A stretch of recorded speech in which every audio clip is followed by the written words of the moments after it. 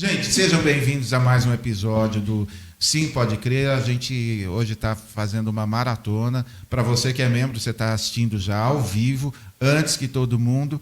E hoje a gente começa com uma convidada que eu passei os últimos dias, para não dizer as semanas, né, Ana Luísa? Porque tem um pouquinho mais de tempo que eu já comecei a estudar todos os detalhes, ver todas as fofocas, todas as assinaturas de grifes que ela usa, que são... daqui a pouco a gente fala disso também.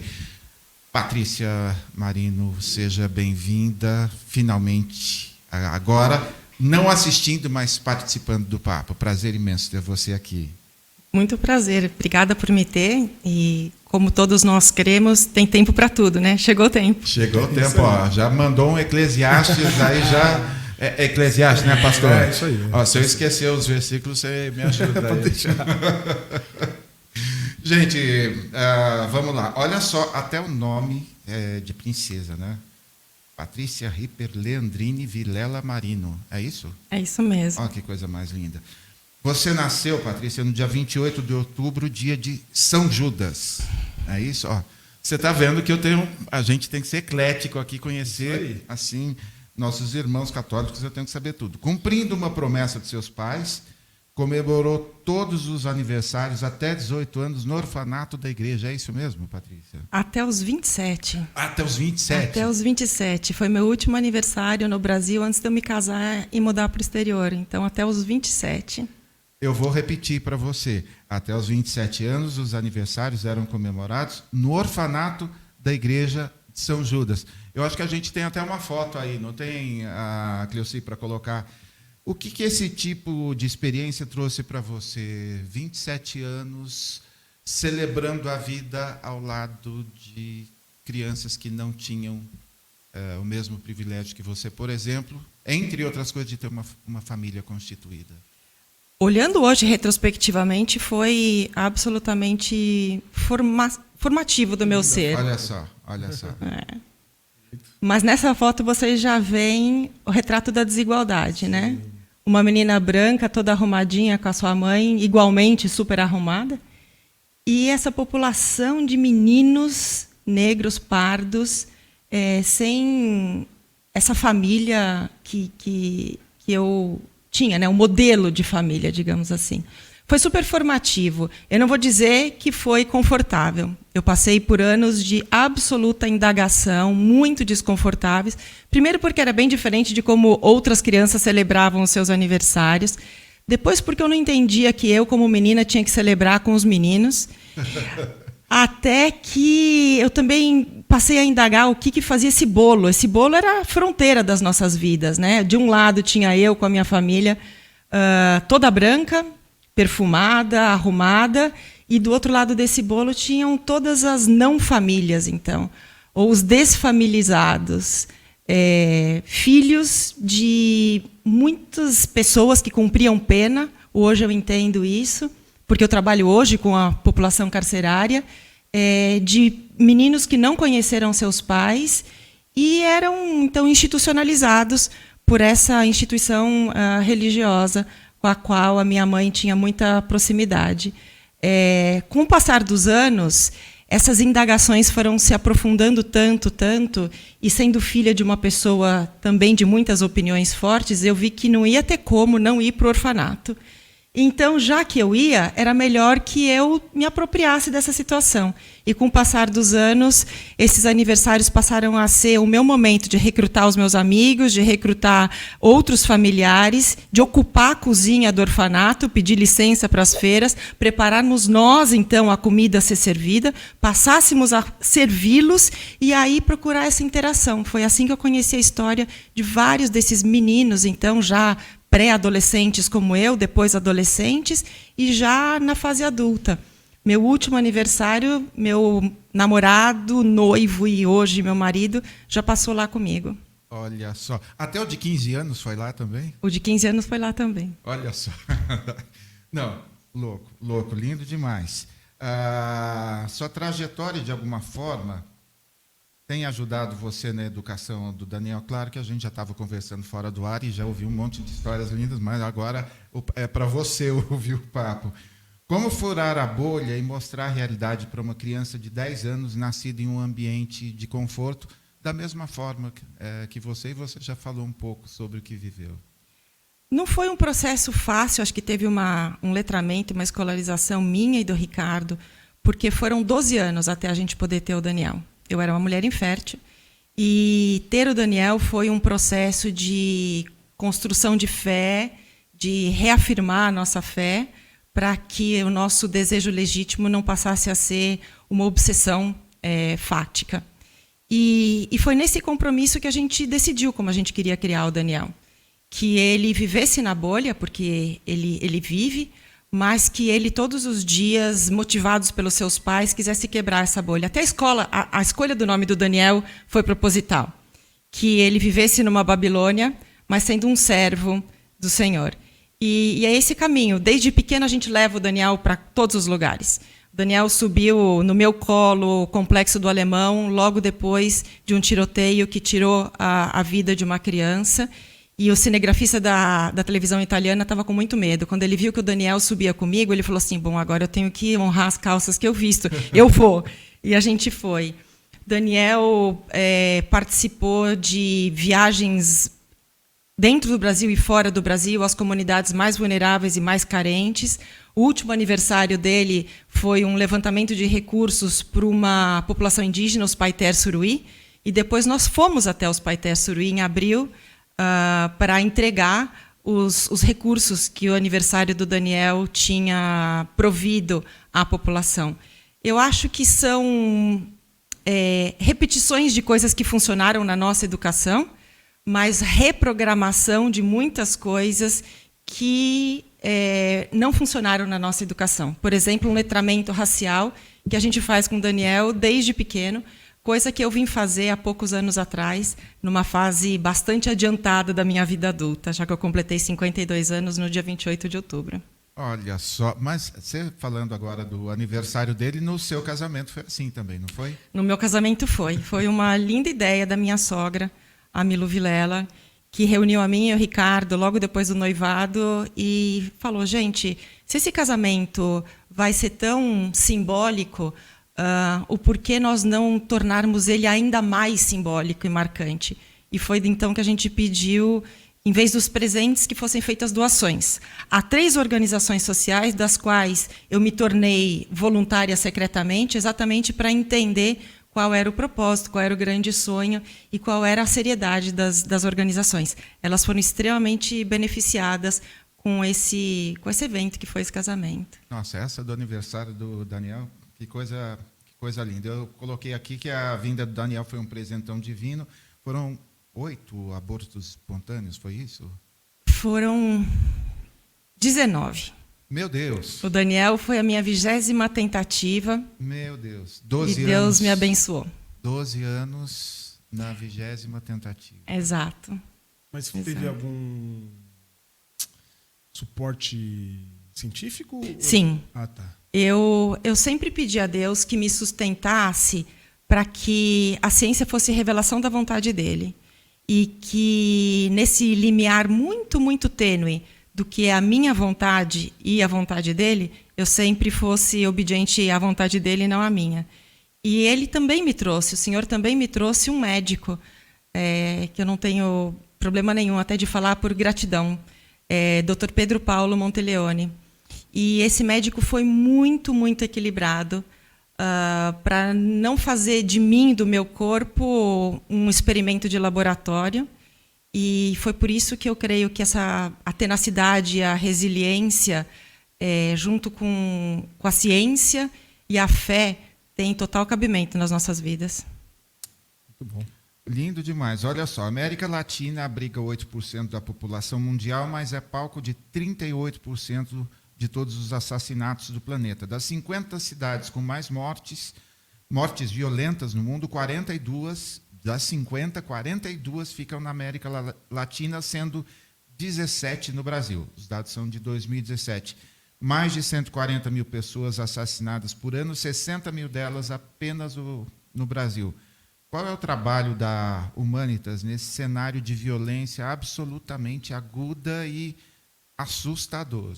Assustador. Acho que todos nós, mesmo passando com notícias o dia inteiro, a gente está conectado, mas na hora eu fiz a pergunta longa para não suprimir nenhum dado, porque choca demais. Um dos primeiros trabalhos da Humanitas 360, o Instituto fruto do trabalho e do investimento filantrópico meu, do Ricardo e do Daniel, e aí vem mais uma vez como a gente traz o Daniel para dentro das nossas incursões. O Daniel se tornou membro dos estatutos quando ele tinha 2 anos de idade. Olha só. E os advogados perguntavam: você tem certeza que você vai trazer uma responsabilidade tão pesada assim para uma criança de 2 anos de idade? Eu falei assim: mais pesado vai ser para ele descobrir aos 18 o tamanho da responsabilidade que ele tem com o seu país e com o seu povo. E um dos trabalhos que a Humanitas 360 fez, logo no seu início, foi levantar um índice, Parva. O Índice de Participação Cidadã, que foi feito junto com a unidade de inteligência da revista The Economist, exatamente para que nós não fôssemos faltosos aos dados que trazem conhecimento, o conhecimento que traz informação, a informação que traz esclarecimento e que combate todo o negacionismo e toda a mente dogmática. E nesses dados nós vimos que o Brasil figura nos percentuais muito baixos de participação cidadã, na constituição das políticas públicas e na participação e no fomento para que essas políticas públicas sejam realidades nas nossas ruas. Isso você vê que reverbera muito com o dado que você acabou de trazer. Então, nós não participamos da Constituição, desde o fato em que nós pouco participamos dos mandatos destes constituintes que fazem as nossas políticas públicas. E, quando participamos, participamos de maneira superficial. Então, o brasileiro ele se vê muito aquém do processo legislativo, mas ele se vê, ao mesmo tempo, ele se vê muito penalizado, muito explorado do processo judicial. Então, nós prendemos muito, prendemos mal, matamos muito e nos encontramos muito defasados dos dados. E, quando nos encontramos com os dados, muitas vezes negamos esses dados. Foi, então, quando eu, Ricardo e Daniel, então, com 2 anos, nós decidimos por ele, decidimos colocar os nossos recursos de pessoas físicas numa instituição. Foi exatamente para que nós pudéssemos combater essa violência, fazendo parte do mundo em que nós fazemos parte, da elite brasileira. Combater essa violência, e essa violência de pessoas violentadas desconhecidas. Nós não conhecemos quem são esses homens, essas mulheres, na sua maioria negros e pardos, periféricos, mas temos responsabilidade com eles. Por isso, fazer, então, uma instituição que dedicasse o seu capital filantrópico para a constituição de um capital cívico, para que nós pudéssemos resgatar confiança e respeito, incidir na política pública, fazendo a política ou alterando a política existente, para que isso possa fazer, de alguma maneira, o gestor público recebê-lo como capital político, não partidário, mas político. Não se esquecendo que todos nós somos seres políticos, absolutamente políticos. Will, que alegria. Um dia depois do Dia da Consciência Negra. Sim. Hoje ainda a gente vai falar bastante disso, tem outros ativistas que a gente vai receber, mas começar desde... Não estava programado a gente já falar, e assim, de uma forma tão linda, e já saiu o cívico no meio do papo, já aproveita, já... Então, temos a Humanitas 360 e temos o cívico. Aproveita e fala o que é o cívico. Antes que a Ana Luísa passe um bilhetinho, já aproveita, deixa aí. Até porque eu e a Ana hoje comemoramos 5 anos da fundação do Cívico, então Uau, é dia também de celebração. Olha só. Bom, essa é a nossa grande, acho que, experiência de comunitarismo, de fomento, criação de uma comunidade de empreendedores cívicos socioambientais, de convivência, já que a convivência é uma experiência que requer muita maturidade das pessoas, já que nós somos diferentes e precisamos aprender, então, a viver em diversidade. Deus, quando nos constituiu, na sua essência, nós somos diferentes, né? E viver essa diferença é aprender a viver na diversidade. E o cívico, ele é essa comunidade dos diversos, dos diferentes, com a sua liberdade de criação, com a sua liberdade de institucionalizar as suas ideias, de fazer com que elas saiam da ideação e passem a ser pessoas jurídicas ainda num estado até embrionário. Mas é para isso que o cívico existe, para que esse estado embrionário de ideias que são institucionalizadas possam passar a ser ideias mais constituídas, cada vez mais fomentadas, cada vez mais fortalecidas.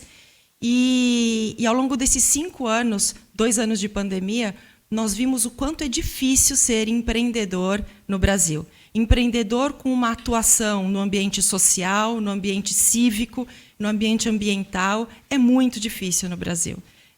Fomos objetos de silenciamento, muitas vezes. As organizações são organizações que precisam de muito fomento de capital, quer seja capital de giro ou então investimento mesmo. E na pandemia, vários tiveram que ter as suas ideias abortadas. Isso é muito triste. Ver uma ideia abortada num país que precisa de ideias de inovação, que precisa de ideias inovadoras, encorajadoras, que enderecem as calamidades que nós vivemos, é muito triste. Então, é por isso que hoje é aniversário do Cívico e amanhã um grande lançamento é feito lá. Um fundo para investir exatamente nos empreendedores que precisam desse lastro e precisam ser cada vez mais educados a serem empreendedores e empresários, empresários e empreendedores. Até porque no mundo ideal as duas coisas andam juntas, mas no mundo prático nem sempre. Will, e já sei que você deve ter ouvido ali, vai ter um estúdio para podcasts e a gente vai fazer um test drive lá. Os convidados, né? Já vamos testar lá, vamos fazer uma live lá, ó, enfim. Vai ser lindo. Lindo. Maravilhoso. E tem, é o Cívico que... não, agora eu tô misturando as estações. Com o Fernando Henrique... a Humanitas. É isso. Humanitas, o ex-presidente Fernando Henrique isso. É o chairman da Humanitas. Exatamente, que tá também em Nevada e aqui no Brasil, é Tá, isso? no Colorado. Nós temos a mesma iniciativa, originalmente ela se deu nos Estados Unidos. E por quê? Para que uma atividade filantrópica pudesse aproveitar e aprender num ambiente onde a filantropia já é tão institucional.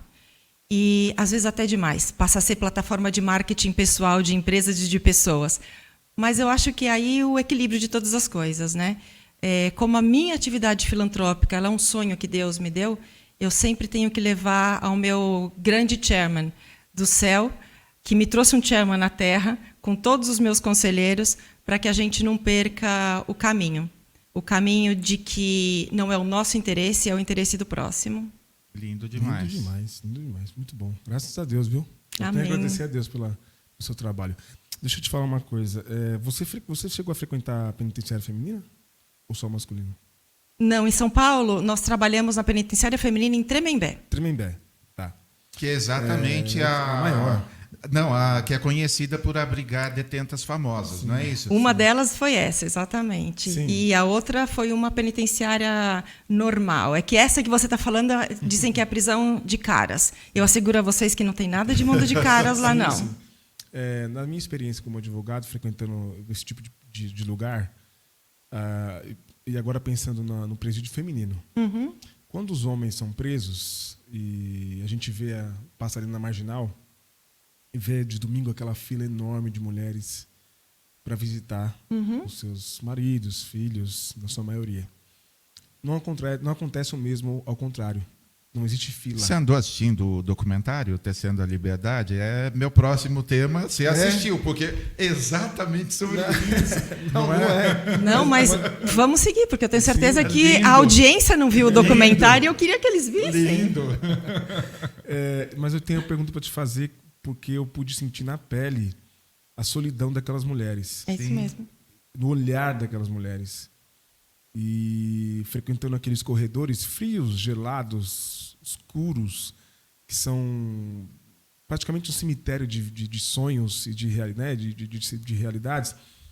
O que você pôde experimentar, eu não sei o que isso gerou em você, quanto o que é possível fazer para a gente mudar essa realidade. Porque, olha, cometer um crime é a lei, você vai ser preso, vai passar por um processo e etc. Agora, eu falo no sentido do apoio familiar, do sustento familiar, de alguém, do afeto, do ambiente da afetividade, que é extremamente importante. Porque o homem ele tem direito, inclusive, de ter ali o seu momento reservado com a sua esposa, com a sua companheira, com quem quer que seja, né? A mulher não tem essa mesma experiência, não tem essa mesma realidade. O máximo que a mulher consegue nesses ambientes é ser visitada por uma mãe, que mãe é mãe, indiscutível, né? O pai, mas muito raramente o pai, o marido, o companheiro. A maioria delas é tudo usada pelo tráfico de drogas, principalmente para serem o boi de piranha, não é? Então, o marido, que ela confiava ser marido, que ela confiava ser o parceiro, o companheiro, não vai visitá-la de jeito nenhum. Né? Para ele, na maioria das vezes, só mais uma. Então, o que isso gerou em você e o que isso transcendeu no sentido de você trazer para a realidade ações efetivas para socorrer essas mulheres, para ajudar, para auxiliar, para dar apoio para essas mulheres? Primeiro que todas as nossas instituições de cumprimento de pena, quer sejam masculinas ou femininas, para mim, é o Vale dos Ossos Secos. Mas mesmo para o Vale dos Ossos Secos, Deus trouxe esperança, restauração e regeneração. Amém. E é com essa entrada, com esse olhar que eu vou em qualquer penitenciária. Quando se fala de uma instituição feminina, eu creio que é muito pior. Porque esses ossos secos, que se tornaram violadores de um sistema, já foram violados por um Estado muito antes delas serem violadoras do sistema. Elas já tiveram seus direitos à educação, à identidade, à sanitariedade, ao transporte, à saúde violados. Quase sempre essas mulheres são negras, pardas, mulheres periféricas, marginalizadas. E que foram engravidadas, quase sempre de famílias evangélicas, engravidadas aos 12 anos de idade, por exemplo, e as famílias não aceitaram essa barriga. Essa criança, mulher, foi colocada para fora de casa. E vendo naquele traficante o grande amor da sua vida, e nós esquecemos que todas nós passamos pelos grandes amores das nossas vidas, com a única diferença é que se você tem uma família nos padrões em que muitos de nós entendemos que é uma família, você teve um respaldo.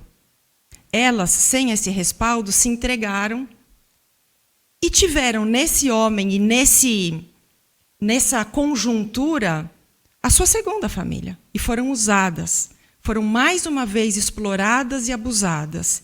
E quando o Estado vai reconhecer essa mulher, ele vai reconhecer essa mulher já num estado de criminalidade. Ele já tem um tipo penal para ela. Mas ela não teve, ou ele não a reconheceu no seu RG, porque muitas são presas sem documento. Eu tenho casos de mulheres presas sem documento, em que a Humanitas age junto com a Defensoria Pública para que essa mulher seja documentada. Então, esse Estado ele aparece com a mão pesada, ele aparece como um ente inquisitório, punitivo na vida dela. Ele não apareceu antes como um educador, como um provedor de saúde, como um provedor de sanitariedade, como um provedor de lar.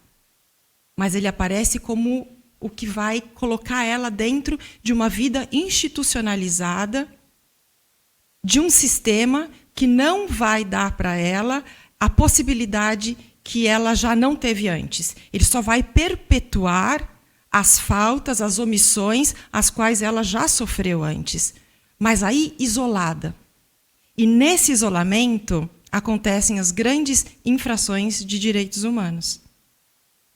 Então o nosso Estado ele isola como se assim ele não tivesse que prestar contas dessa vida. E é nesse estado de exceção que essas pessoas se encontram. E aí elas não são visitadas, como você mesmo me falou. Verdade, é uma solidão muito grande. Por isso é um vale dos ossos secos, quase sem a esperança que o nosso Senhor, que a nossa Bíblia nos traz. E aí tem que ter pessoas que vão para dar essa esperança. Mas essas pessoas também têm que estar imbuídas num grande propósito de fé. Porque é muito difícil a reiterada volta a esses lugares. Mas é isso que precisa, da sociedade civil organizada ter penetração nesses lugares. Para isso, o nosso sistema executivo vai precisar abrir espaço. Para isso, o sistema judiciário precisa abrir espaço. E, para isso, o sistema legislativo tem que escutar o que nós estamos vivendo lá na ponta, para que as próximas políticas públicas possam trazer caracterizadas esse sofrimento e possam atender a esses sofrimentos. E não serem feitas em ambientes fechados com ar-condicionado sendo servido café. Dizer o que funciona e o que não funciona. Vamos diminuir a maioridade penal. Para quê? Para prender mais. Como se o sistema já não estivesse transbordando. Mas aí a gente constrói mais. Nós precisamos, enquanto sociedade civil, pessoas de fé, pessoas que creem, vivem o Evangelho, olhar por onde nosso Cristo viveu, por onde ele andou. Ele andou com o preso. Ele andou com a presa. Os apóstolos foram prisioneiros. Os doentes, com os maltratados, visitando os maiores níveis de estado de exceção que aquelas pessoas viviam. E é nesse lugar que o Evangelho precisa penetrar. Mas precisa penetrar reiteradamente, trazendo projetos e programas que sejam de emancipação da vida destas mulheres para com a vida que elas já tiveram até então. Porque se elas chegaram ruins naquele lugar, elas vão sair piores. E vão sair sem oportunidades. Porque o sistema não lhes dará oportunidade. O mercado de trabalho não vai contratá-la. Então, elas precisam de projetos e programas de empreendedorismo que norteiem as suas mentes, lhe deem novas competências, ou então as primeiras competências que nunca lhe foi dada, para que elas possam ser as empreendedoras das suas liberdades. E é isso que a Humanitas tem feito. Criado cooperativas sociais, amparadas por uma lei federal de cooperativas sociais, dentro do sistema, para que essas mulheres possam ser as, então, empresárias empreendedoras, empreendedoras empresárias, e não só mulheres privadas de liberdade, mulheres presas. Num trecho, Will, eles anunciam a saída de uma das detentas. É um documentário, a gente vai colocar na descrição o link, porque, enfim, já estou aqui me segurando todo. Eles anunciam que uma delas vai ser solta e é uma repercussão como se fosse um culto pentecostal, não é? Absolutamente. Glória a Deus, assim, parece um ambiente eclesiástico e é dentro de uma penitenciária. Patrícia, qual que é o papel social das igrejas que cumprem a recomendação de Hebreus 13:3, né? Lembrem-se dos que estão na prisão como se aprisionados com eles, em tempos em que pastores evangélicos também repetem que bandido bom é bandido morto e que a responsabilidade penal, se deixar com 8 anos algum garoto que jogar pedra em alguma coisa, eles vão querer prender, porque eles não buscam justiça, eles buscam vingança, são apóstolos da vingança, vamos dizer. E para essas igrejas que silenciosamente, muitas delas, estão fazendo esse trabalho, como que você vê? Eu acho que a gente sempre tem que voltar ao nosso exemplo maior. Jesus.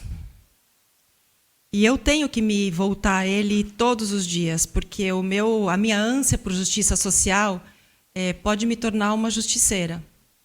Como tornou a muitos de nós justiceiros.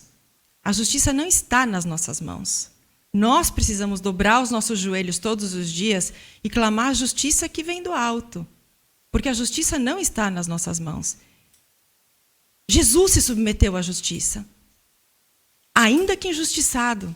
Era propósito que tudo aquilo passasse. Eu tenho que me conter muito para não fazer julgamento do que acontece hoje dentro do sistema penitenciário e da igreja. Para que eu não fizesse julgamento, eu resolvi fazer a minha parte. A minha parte é eu entrar ali como uma advogada, uma operadora do direito, revestida da armadura de cristã, para que, ao pregar o Evangelho, nós fizéssemos transformação de vida.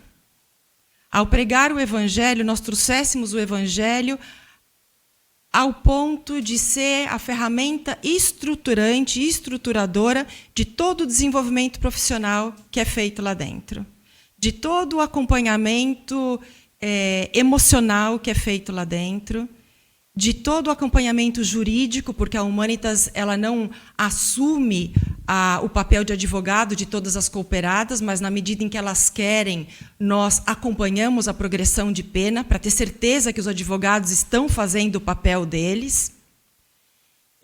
Mas é nisso, é olhar e dizer que, se Deus nos dá competências, e Ele nos dá, se Ele nos dá talentos, e Ele nos dá, se os frutos do Espírito têm que ser uma presença nas nossas vidas, eles têm que ser presentes naquele lugar. E, portanto, nós temos que ser instrumentos para que o fruto do Espírito seja fruto também naquele lugar. Porque aqueles lugares não podem ser lugares de exceção. Ainda que eles sejam, eles não podem continuar sendo. E é esse o nosso trabalho. É ser uma igreja sem denominação, mas com absoluto propósito.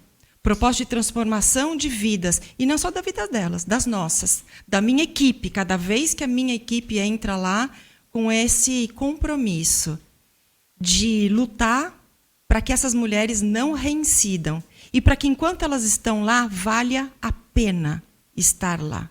Seja um momento de reencontro, de reestruturação, de reintegração, seja um momento de revisão, e que elas possam mostrar para suas famílias que naquele poço ossos secos se regeneraram e que suas famílias possam começar a ter gratidão e ver o valor que aquelas mulheres estão gerando num lugar sem valor. Porque gerar valor onde já existe valor e gerar valor onde não existe valor.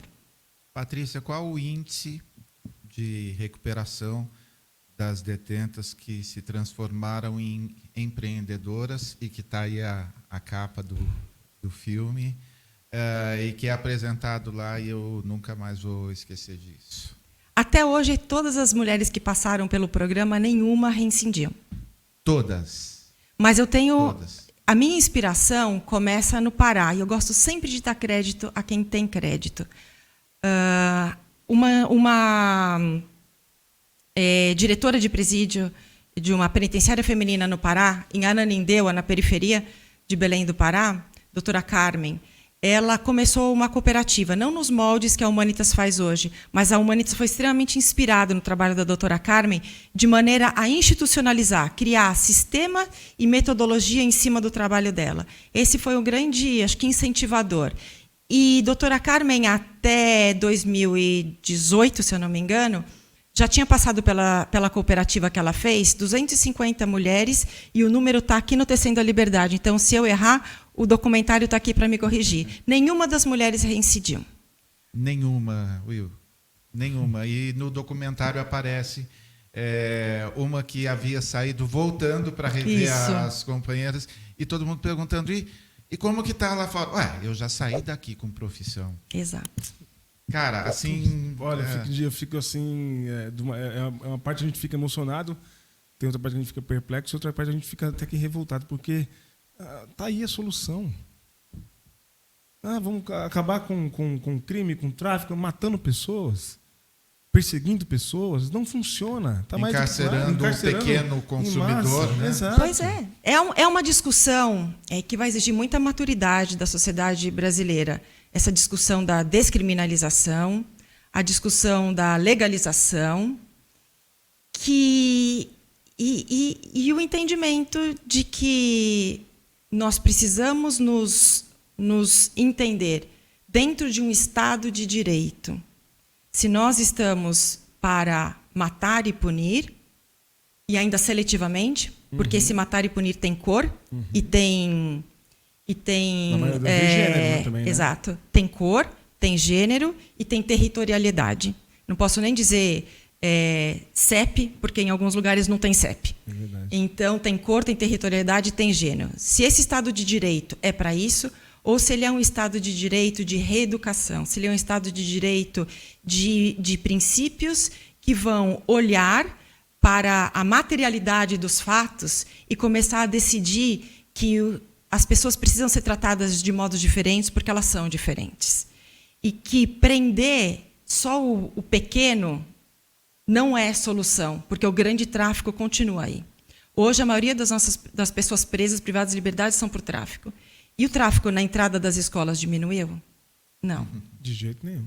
O tráfico continua ganhando os nossos jovens. Por quê? Porque parece ser mais interessante fazer parte desta vida do que de uma vida normal. A adrenalina parece ser algo muito contagiante e contaminante na vida dos jovens. E nós precisamos entender isso. A igreja precisa entender isso. E precisa aprender a receber as pessoas quando elas saem. Porque é muito difícil você ser um egresso na sociedade brasileira. Ou uma egressa na sociedade brasileira. Agora, somos quantos, Will? 60, 70 milhões de evangélicos? Por aí. Olha só, a gente fez com o Vini ou com o André do SP Invisível, a gente fez a conta assim, da população sem teto de São Paulo. Se cada igreja adotasse, acho que foi 5 pessoas, alguma coisa assim, 5 pessoas, a gente resolveria. 5 pessoas, a gente está falando às vezes de igrejas que tem 5 mil pessoas, se adotasse 5, a gente resolveria isso. A gente faz parte da cura, né? E adotar não é levar para casa, colocar na sua casa, não. Quando a gente fala adotar, é sustentar, é dar condições para que trabalhos como o seu, trabalhos, né, de emancipação, sejam possíveis. E tem igrejas aí reunindo fortunas. Gente, eu aprendi há muito tempo atrás, são só 20 anos, eu tenho menos tempo de crente que você, mas eu aprendi que igreja não é para dar lucro. E nem liquidez. Igreja é para servir. Nem que para isso tem que ficar no prejuízo no final do mês. Mas desde que, se para isso a gente doou 2, 3, 4, 10, 50 cestas básicas a mais, vamos ficar no prejuízo. Mas tem igreja por aí, templos suntuosos, né? Os pastores têm carros caríssimos. Aliás, carros, né? Passou do tempo. O pastor tem jatinho. Né? E na porta do outro lado da rua, a gente conhece aqui em São Paulo essa realidade, tem gente em situação de rua, largado. A poucos metros. A poucos metros. Eu vi uma charge do padre Júlio Lancelotti ontem. Alguém dizia, onde está o Salvador? Aí tinha acho que um príncipe. Não, onde está o príncipe, o rei, alguma coisa assim. Aí tinha um príncipe e tinha uma pessoa em situação de rua do lado. Aí a charge, né? Ele está aqui. É isso. A gente só precisa olhar essa realidade. Aliás, um bom momento para lembrar que foi o nosso primeiro convidado. A estreia do podcast foi com o padre Júlio Lancelotti. Lindo demais. Tem um comentário aqui no chat da Sandra. Ela está dizendo aqui que mandar um beijo para a Sandra, para a Verônica, para a Adriana, para quem está assistindo a gente aí que postou. Podemos entender, então, que se houver vontade política e esforço, as coisas podem mudar? Claro. Nós todos somos seres políticos. E por sermos seres políticos, exercemos o voto para elegermos nossos representantes políticos. E esses representantes precisam olhar para a vontade dos seus eleitores. Mas se a sociedade civil cada vez fica uma sociedade mais dura, mais violenta, mais punitivista, a fotografia do nosso Congresso deve refletir isso. Se nós passássemos e fôssemos mais compassivos, mais tolerantes, mais indagadores e investigadores dos contextos. Os contextos são muito importantes. Do que acontece nessas vidas, com certeza o nosso Congresso refletiria essa compaixão, essa generosidade, essa bondade, essa legitimidade e menos do legalismo, menos do punitivismo, menos do negacionismo. Certamente. Aproveitar e perguntar como que foi sua jornada de fé, Patrícia. De alguma forma, me parece que ela acentuou essa sua vocação. Sem dúvida. Bom, deixa eu contar para vocês que eu já quis ser freira.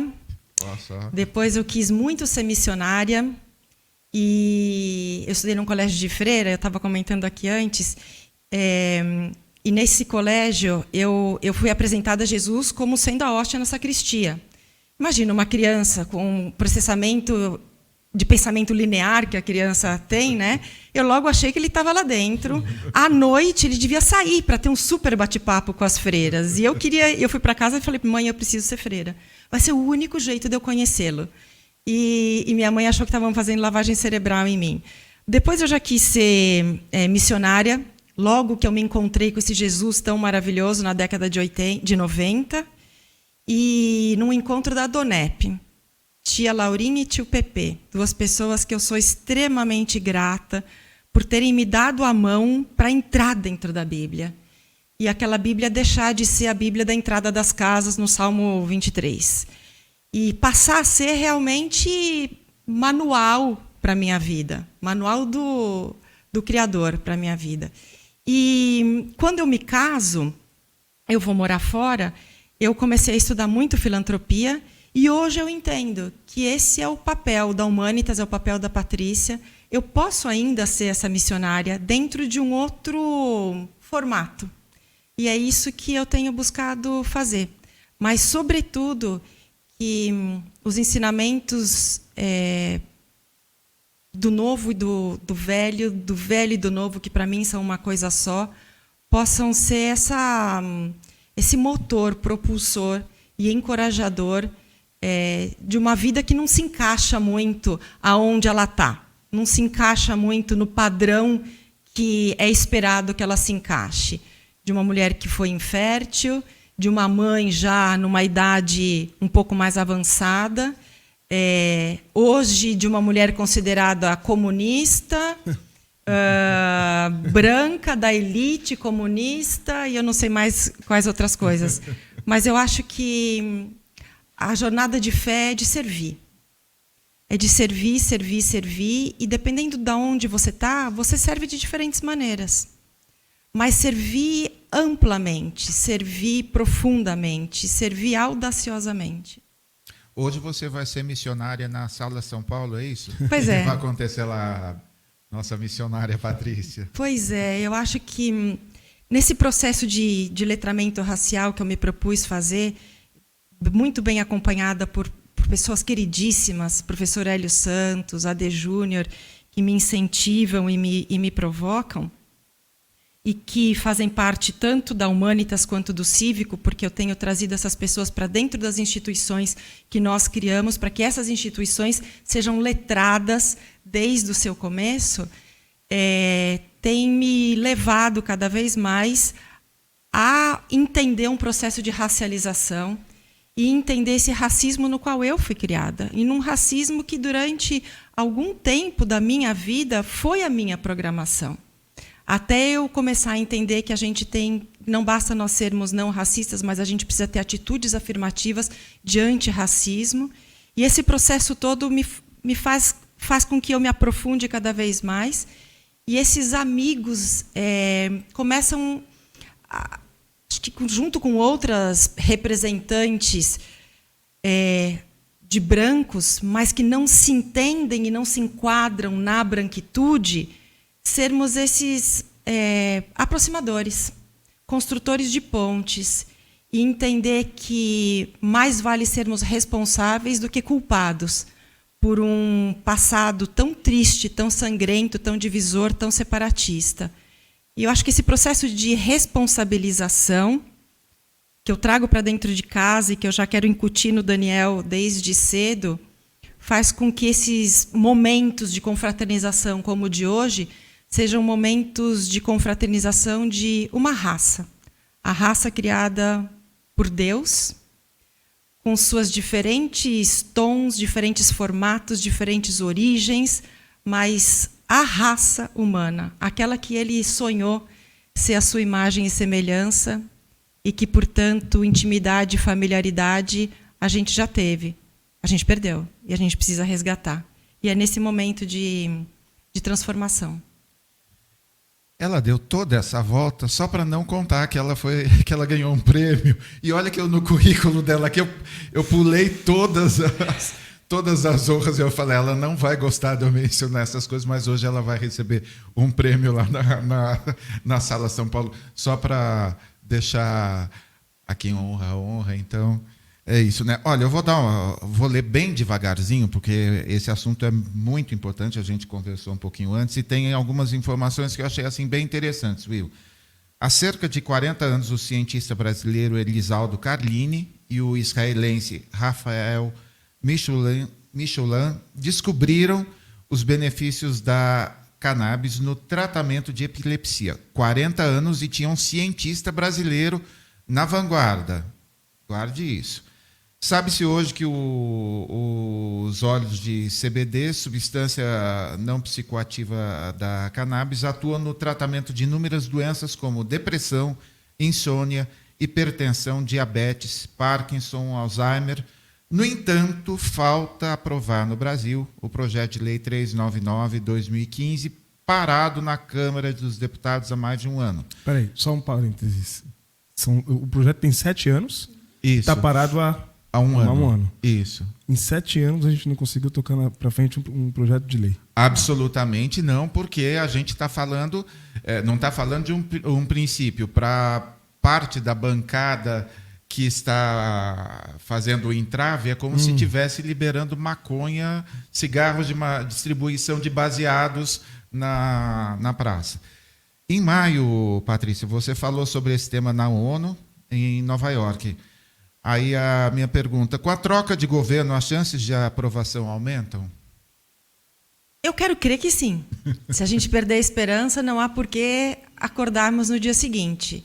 Eu quero crer que sim, até porque estamos falando, sim, de um medicamento, mas se a gente desenvolver o assunto, a gente vai ver que tem aí uma prima da cannabis, que é o cânhamo, muito conhecido em inglês como hemp, que é uma cultura extremamente respeitosa do meio ambiente e também recuperadora de solos degradados. Então, nós não estamos falando só de um aspecto medicinal, de saúde pública, mas nós estamos falando de uma cultura economicamente importante e que tira o Brasil da pauta da competitividade, porque a China produz, os Estados Unidos passou a legalizar a produção do hemp, então, do cânhamo, e passa a figurar como um grande produtor, e o Brasil não. E aí eu pergunto para as grandes indústrias de tecelagem brasileiras, por que sermos tão pouco ou nada competitivos? Pergunto às grandes papeleiras brasileiras, por que sermos tão pouco ou nada competitivos, quando uma planta com 20 mil usos diretos e indiretos podia fazer parte da economia brasileira? Como nós temos grandes problemas econômicos a serem enfrentados pela frente, precisamos fazer caixa no Brasil, precisamos fazer dinheiro, o porquê não entendermos que nós temos uma planta que precisa ser entendida como parte da criação e não objeto de exceção do Criador. E olha que tem um estudo que estima em 45 bilhões as receitas em 10 anos se a gente passasse a tratar disso, Will. E eu não resisto a olhar de novo para você, meu amigo pastor que está assistindo a gente, promovam um debate saudável. Você que é líder de jovens, chame alguém que entende do assunto, para a gente assim, se informar assim, minimamente sobre o assunto e não colocar tudo sobre o guarda-chuva da maconha, da droga. Não é isso que você está pensando. A mente de Cristo precisa fazer diferença. Por favor, meu irmão pastor, colega do Will aí, pastor, colega do Will, a gente precisa discutir isso com seriedade. Tem pessoas que não têm condições de importar a substância e tem crianças, tem pessoas sofrendo aí de epilepsia, coisas que já têm tratamento, que poderiam ser atenuadas ou tratadas. E hoje a Patrícia falou de caixas de remédios, né? Olha, são caixas de remédios que as crianças têm que usar, todos muito caros, todos produzidos por uma indústria farmacêutica internacional, quando nós poderíamos e deveríamos passar com que essas crianças fossem medicadas e acompanhadas por profissionais da saúde, e esse custo seria muito reduzido para o orçamento dessa família. E sendo que algumas das crianças precisam de uso contínuo dessa medicação, esse custo é continuamente grande ou crescente para o orçamento dessa família. quando nós podemos produzir isso, indústria brasileira, feita no Brasil, por cientistas brasileiros, por laboratórios brasileiros, por pesquisa brasileira. Eu sempre gosto de lembrar o quanto o Brasil foi pioneiro em quebra de patentes quando criou-se os genéricos. Eu sempre gosto de lembrar como nós fomos pioneiros no tratamento da AIDS, como Dona Zilda Ardes, essa grande mulher, quebrou paradigmas de religiosidade para tratar pessoas que precisavam desse carinho, desse afeto, precisavam desse movimento, desse passo de fé, para que as doenças fossem tratadas, as vidas fossem acolhidas, e mais até do que os pacientes, do que os doentes, os familiares. Nós precisamos estender esse entendimento que as vidas dos familiares, dos pacientes, são tão maltratadas quanto as vidas dos pacientes. E é nessa expansão de amor, de consciência, de benevolência que a gente precisa viver. Porque foi nessa expansão de amor que Jesus nos ensinou. Foi essa expansão de amor que nós temos vários outros exemplos para seguir.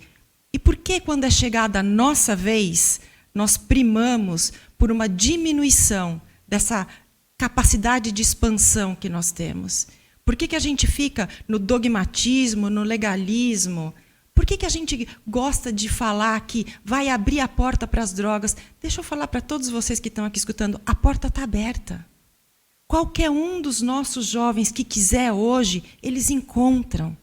Mas eles vão encontrar na ilegalidade, eles vão encontrar na perversidade, eles vão encontrar na falta de sanitariedade, porque o que eles vão consumir é inseto morto, é fezes, são outros tipos de ácidos. Eles não estão consumindo cannabis. E é por isso que algumas pessoas não entendem quando eu digo que maconha não é cannabis, cannabis não é maconha. Porque quando você fala de maconha, você está trazendo o aspecto da segurança pública. Quando você fala de cannabis, você está trazendo o aspecto da saúde pública. E você está trazendo tudo que é de criminal para dentro de uma discussão que tem que ser uma discussão de legalidade. Tem que ser uma discussão de renovo de mentalidade. Fernando Henrique trouxe isso há algum tempo e foi, obviamente, espinafrado. Mal entendido. E mal interpretado. A gente consegue ficar só no título. Pastor Will, vou pedir licença, porque claro que a gente tem que ter um momento choquei no nosso papo. E quando você esteve em Nova York, você estava... Tem uma foto aí, Cleoci? Ricardo Maridão chegou e perguntou... Como que foi a pergunta? Deixa eu ver aqui. É Gucci, Patrícia? Olha só. Tá aí. É Gucci, Patrícia? Aí a resposta foi o máximo. Conta o episódio aí pra gente. Pois é, a jornalista estava por perto e a Valéria França não pôde perder essa deixa.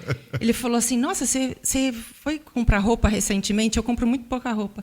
Ele falou, você foi comprar roupa recentemente? Eu estava com você esses dias todos, eu não vi você comprar nada. E foi quando ele falou, é Gucci essa roupa? Eu falei assim, não, é Paraisópolis. E é verdade. É um uniforme reciclado da Companhia Aérea Azul, que a Costurando os Sonhos de Paraisópolis transformou e deu vida nova, novidade de vida para aquele uniforme. E para mim era uma honra vestir essa roupa naquele lugar para tratar daquele assunto. Foi a primeira vez que o tema da cannabis foi tratado dentro da ONU. Sempre quando o tema de cannabis era tratado, era fora do prédio da ONU. Trazer esse tema para dentro da ONU, para tratar o seu aspecto econômico, o seu aspecto humanitário, o seu aspecto legal e de sanitariedade foi muito importante. E era simbólico que eu trouxesse a comunidade junto comigo, porque é na comunidade que esses assuntos são vivem a sua maior complexidade. Porque as pessoas olham para a comunidade como o local sujo, o local da criminalidade, o local onde tudo de ruim acontece. E eu sou testemunha viva de que coisas maravilhosas acontecem num lugar que sofre a marginalidade, porque nós, eurocêntricos, achamos que a nossa cor, o nosso jeito de viver, as nossas práticas culturais são as certas. E porque elas são certas, elas têm que ser únicas e homogêneas. Então, trazer a comunidade junto comigo para aquele lugar é parte da ação afirmativa de que nós vamos precisar discutir descriminalização e legalização.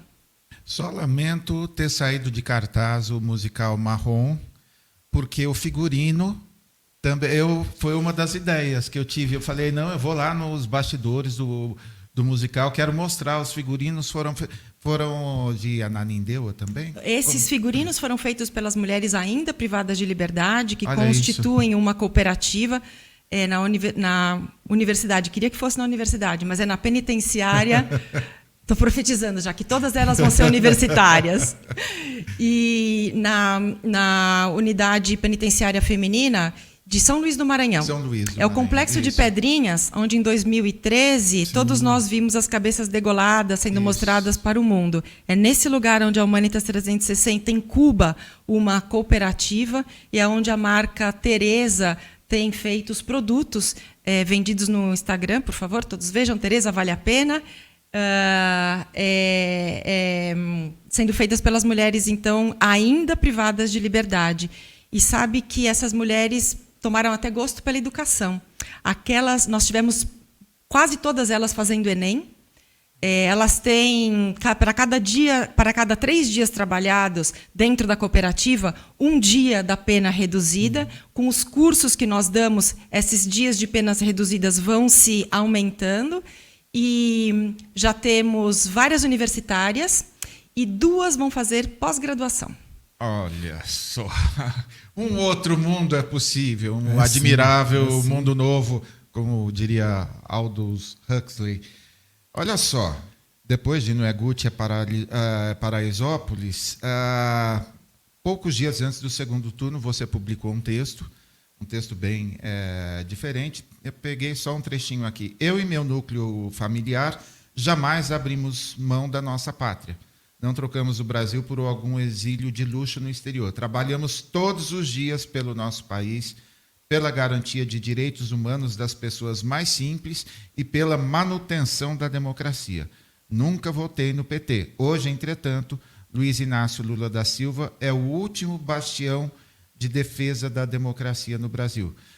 Como que foi a repercussão? Quer dizer, eu já estou imaginando aqui, assim, comunista foi o adjetivo mais suave que você deve ter recebido. Mas como foi, depois ainda uma eleição tão apertada e ainda, enfim, contestada sem nenhum tipo de lastro, como que foi? Difícil. Exatamente, acho que talvez pela falta de repertório das pessoas. Veja bem que eu disse eu e o meu núcleo familiar. Sim. Eu e meu núcleo familiar sou eu, Daniel e Ricardo. Eu nunca fiz menção à família do meu marido e a tudo que essa família representa. Sim. A responsabilidade que eu assumo nesse vídeo é com a minha vida, com a vida do meu marido e com a vida do meu filho. E as pessoas logo fizeram as grandes confusões bastante facilmente de serem feitas nesse país sobre pessoa física e pessoa jurídica. E se tem uma coisa que nós respeitamos absolutamente e inegociavelmente é a divisão de pessoa física e pessoa jurídica. Portanto, na hora em que eu assumo uma responsabilidade com a minha vida e com mais outras 2 vidas, no mínimo acho que eu mereço respeito. Com certeza. Mas como o respeito também se tornou algo quase que negociável hoje em dia no Brasil, você tem respeito se você pertence a um grupo, você não merece ser respeitado, você não pertence àquele grupo. E com a falta de repertório que a gente vive hoje em dia, ser chamada de comunista, talvez precisamos todos saber o que isso quer dizer. Foi difícil, não foi muito fácil, não. Mas, à luz do que tem acontecido hoje com uma grande amiga e família com o meu marido, a Neca, eu acho que o que aconteceu comigo talvez seja uma pequena onda do grande maremoto que tem acontecido com ela. Mas também acho que nós não podemos nos silenciar.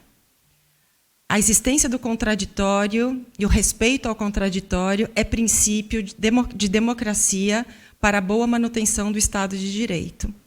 Se nós vivemos um Estado de Direito, ainda com exceções, estados de exceção dentro do Estado de Direito, imagine o que é viver a falta do Estado de Direito. É viver um completo e absoluto estado de exceção todos os dias. E disso a gente não pode abrir mão. Antes de você passar adiante ou compartilhar que deve encerrar a conta no Banco X, etc., etc., a gente está falando de 3 mulheres. Pô, pensa um pouquinho, ó. Patrícia Vilela, Milu Vilela, 35 anos à frente do Itaú Cultural. A mulher é um ícone, uma contribuição assim absolutamente fantástica para o país. E estamos falando da Neca Setúbal, que agora redescobriram, né? Na campanha, olha um pouquinho lá atrás, a campanha da Marina, as coisas assim, ninguém virou nada do dia para a noite. E o mais bizarro e absurdo, gente, pelo amor de Deus, gente, estude um pouquinho só, não é arrogância dizer isso. Como é que foi chamar um banco de comunista? Eu tenho um amigo, gerente do referido banco. Sexta-feira nós conversávamos, ele mostrou um grupo de interno deles lá, conversando no WhatsApp, e mostrando a mensagem que uma gerente teve que mandar para explicar sobre a NECA, a relação dela com o banco, que não existe mais a relação... Ela não é mais acionista. Não é mais acionista do banco, né? É uma relação totalmente independente. E mesmo que fosse, é pessoa física, ela pode opinar e pode dizer que ela quer votar, né, é direito dela, está na Constituição garantido. Como qualquer outra pessoa, como qualquer outra empresa, como, me permitam aqui, mas como o velho da Havan vive declarando voto no Bolsonaro. Não é? E por que não criticam ele? Né? E agora, chamar um banco de comunista é o Por isso, né, é falta de repertório e uma grande superficialidade. E pessoas de fé não podem ser pessoas superficiais. Lindo. Tem que ser pessoas absolutamente profundas. Olha que lindo. Guarda isso, hein?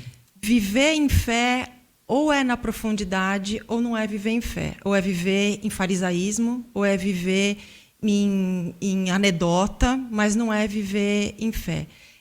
Eu estou falando de uma instituição que a família do meu marido representa e que há décadas existe. E que é renomada internacionalmente pelos seus processos e pela sua solidez. Quando eu manifesto a minha expressão de vontade, e que também, diga-se de passagem, sofreu por reflexões e revisões, não foi uma coisa fácil de ser feita, porque eu nunca tinha feito isso antes, é exatamente pela luta pela defesa da manutenção do Estado de Direito.